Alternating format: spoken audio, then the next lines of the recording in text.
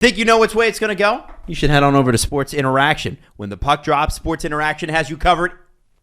Live in play. Live in play. But pregame. Pregame, live in play are one of their many prop bets. I wasn't ready. On all major sports and prop bets. Wanna bet? SportsInteraction.com/STPN. 19 plus, please play responsibly. I'm keeping them on their toes.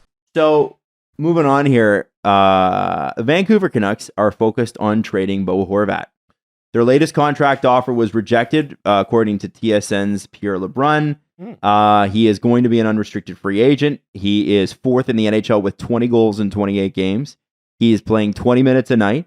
He is leading the NHL in face-off taken, and he's winning 57.7% of his draws. He is 27 years old.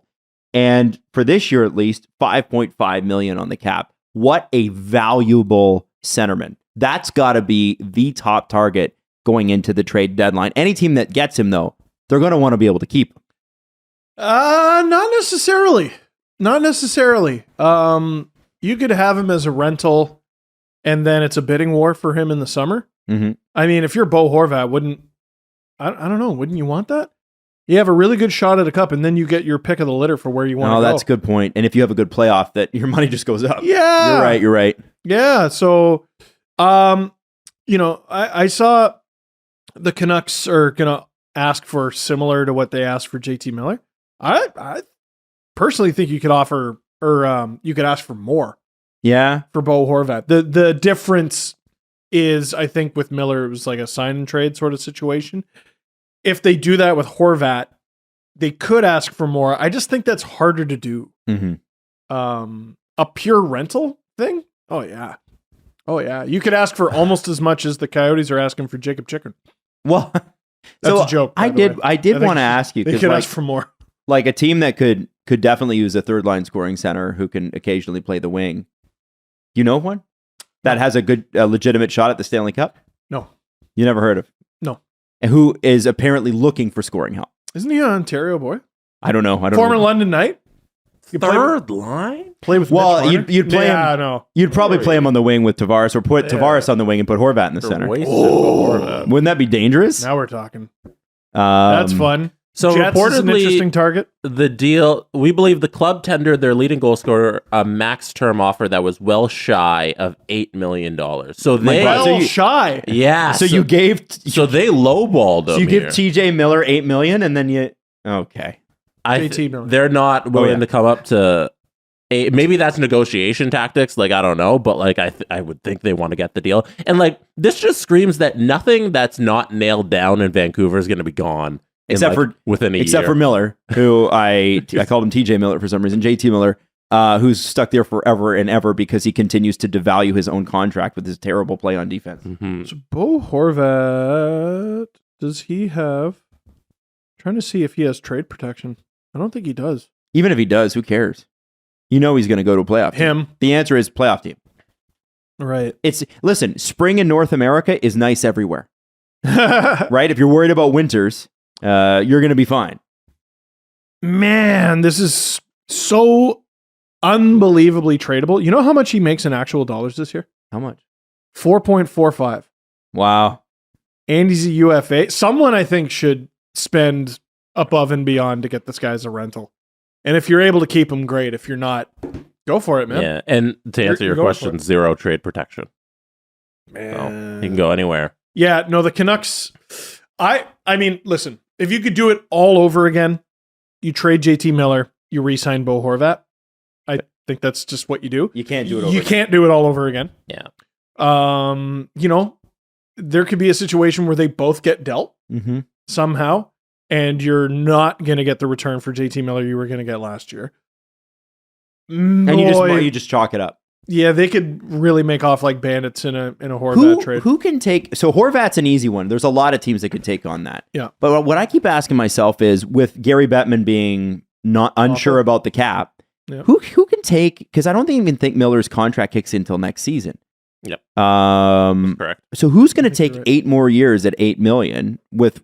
I know the cap's going up in 25. We know that's guaranteed. And it probably is going to go up well before that. But even so, that's a lot of years and a lot of money. Who can take that now? Who's going to take that now? And And like, you're going to have to send salary back, which the Canucks do not want unless it expires at the end of the season, because they already have long-term bad deals with Oliver Ekman-Larsson, and they had Louis Eriksson before that. There's always a boat anchor on the Canucks. Always. Forever a boat anchor contract. There has to be one.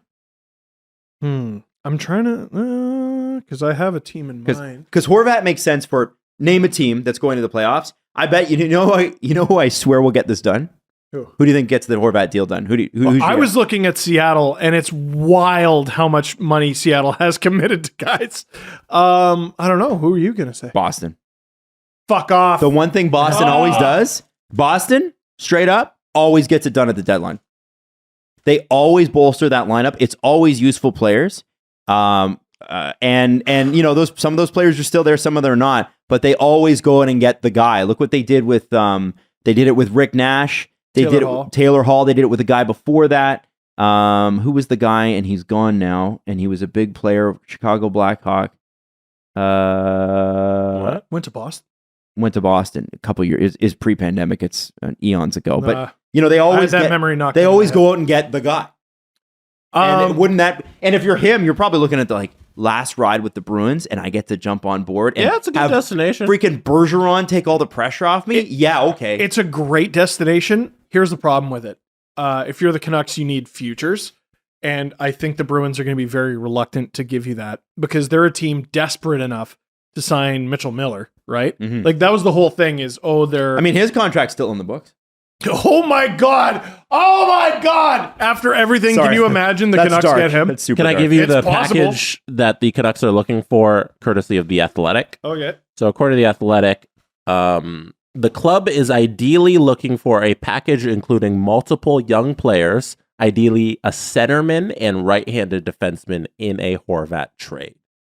And? Yes, so they're looking for a centerman and right-handed defenseman. The club is, for the moment anyways, poised to be reluctant to take back any money to facilitate a trade or retain salary. Although everything is negotiable. Reluctant doesn't mean no when it comes to cap. That's why wouldn't you retain salary? He makes, by the time the trade deadline comes around, he'll make virtually nothing. And then it'll be gone. No, retain we need half. it now. Shut up. Yeah. No, now. Retain half. If you want all those things you're asking for, retain half. He's a UFA. And you get your first round picks through the door because it's going to be 1+, I would think. 1+ a draft, or somebody who was drafted. If you're the Leafs, let's just do it with the Leafs because they're the team we know the best. Why not? Okay, you're Kyle Dubas. What's an offer that you start with to Jim Rutherford without trying to rip him off so he doesn't say fuck you? Well, based on what they said, you're looking at a first, you're looking at Nyes, you're looking at Niemela. And Nyes isn't even a center, so you don't even really give them what they want. So you give them all three for a guy who contracts expire. That's what they asked for. Holy shit. That's a lot. Holy shit. Yeah, man. And I wonder, for the Leafs, to me, that doesn't make sense. I was actually thinking that Nyes might be the answer that they're looking for up front. Oh, he definitely is. So they probably don't need to make the trade. No, the Leafs are going to make one of the best trade deadline acquisitions of any team. It's Matt Nyes. And they're going to do it a month after. What was the Claude Giroux trade? I feel like that you have a kind of a way you can go. Hang with on, that Owen trade. Tippett and a first. Yeah, Owen Tippett in a first. Just that's about what Philadelphia also receives a third round selection. Florida gets 2 prospects. So Philadelphia received Owen Tippett, a first round pick in 2024 or 25. So it's a swap, and then third round pick in the 23 NHL draft. So they traded because remember they traded several drafts ahead. That's a lot of futures. Florida also receives prospects Connor Bunnigan and German Rupzoff, and a 5th round pick in the 2024. So you got Tippett, 2 prospects, and 2 picks, including a first and a third. You're probably looking at something like that for Horvat. Yeah, but those prospects are not great. Yeah. I need hits. I need high likelihood hits. Listen, they'll get a windfall for him. My question with the Canucks is then what? Mm-hmm. You get Connor Bedard, that's your then what? But they're not. Only one team is going to get. They're not in Bedard contention. Anyone who doesn't make the playoffs technically is. Okay, it's true. You gonna Twitter the whole show? No. Yeah, I know. You could finish one spot out of the playoff spot. Maybe the lottery balls fall your way. I'm trying to remember who exactly it was, but I'm pretty sure the Flyers got the second overall pick to get Nolan Patrick, and they were relatively close to a playoff spot and missed. And the Stars, I want to say it was the pick that got them Heiskanen. They didn't miss by much. Mm-hmm. So there's been a couple real big ones, and then every year Detroit has finished in the bottom three that got shafted. I don't think that was the point at all. I think moving forward, the Canucks are here. They're looking to rebuild. I think they're looking to tear it down. They want to get rid of the coach. I don't think Aquilini does that. But they have a lot of young pieces we keep going back to and saying, you have the makings of a great core here. Why are you tearing it down? At the end of the day, I think they're kind of handcuffed by their owner. I don't think that guy knows what he wants.